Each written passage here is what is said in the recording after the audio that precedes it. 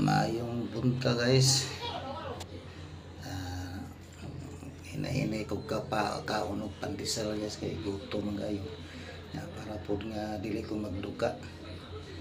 Kasi kisap-kisap nga akong baba kay aron nga di ko magduka kay ang akong kauban turay natuog na. Nya kuyawan ko magduka ko nga magdagan ko sa kalsada. Ya karon buntag naman sidlak ng adlaw. Mao ni naghinay-hinay na sa usap ring pan para di ko magkatuog nga magdagan kay simpak ko kung makaiyong ko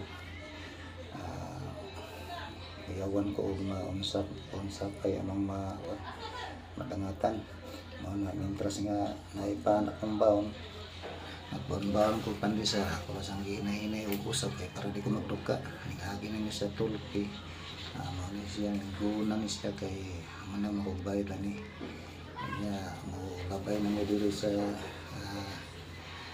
tulpi mo na nga padaw nagimingat to sa amuang area sa amuang tindahan dira akong kauban sa akong tapad natuog na kay duka lagi kayo kining mamasil ta nga